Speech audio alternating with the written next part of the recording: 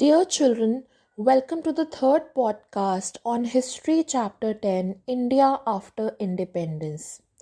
In this podcast, we would study about the linguistic reorganization of Indian states.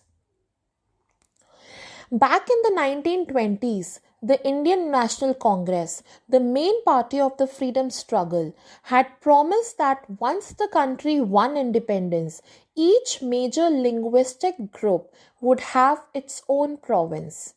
However, after independence, the Congress did not take any steps to honor this promise. For India had been divided on the basis of religion despite the wishes and efforts of Mahatma Gandhi. Freedom had come not to one nation but to two. As a result of the partition of India, more than 1 million people had been killed in riots between Hindus and Muslims.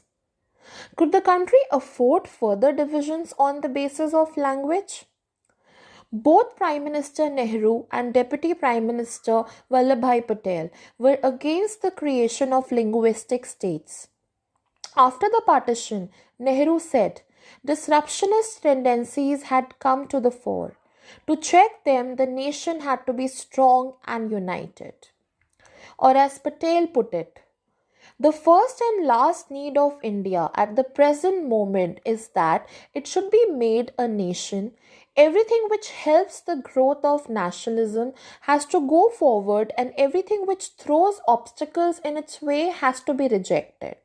We have applied this test to linguistic provinces also, and by this test, in our opinion, they cannot be supported.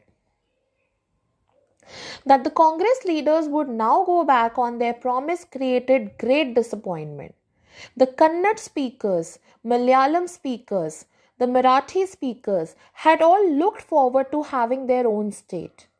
The strongest protest, however, came from the Telugu speaking districts of what was the Madras Presidency.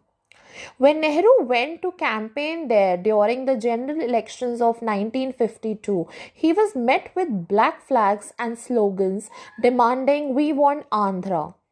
In October of that year, a veteran Gandhian named Potti Sri Ramalu went on a hunger strike demanding the formation of Andhra state to protect the interests of Telugu speakers. As the fast went on, it attracted much support. Hartals and bands were observed in many towns. On 15th December 1952, 58 days into his fast, Potti Sri Ramalu died. As a newspaper put it, the news of the passing away of Sri Ramalu engulfed entire Andhra in chaos.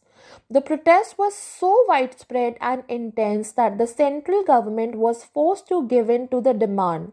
Thus, on October 1st, 1953, the new state of Andhra came into being, which subsequently became Andhra Pradesh. After the creation of Andhra, other linguistic communities also demanded their own separate states. A state reorganization commission was set up, which submitted its report in 1956, recommending the redrawing of district and provincial boundaries to form compact provinces of Assamese, Bengali, Odia, Tamil, Malayalam, Kannada, and Telugu speakers respectively. The large Hindi-speaking region of North India was also to be broken up into several states. A little later, in 1960, the bilingual state of Bombay was divided into separate states for Marathi and Gujarati speakers. In 1966, the state of Punjab was also divided into Punjab and Haryana, the former for the Punjabi speakers, the latter for the rest who spoke not Punjabi but versions of Haryanvi or Hindi.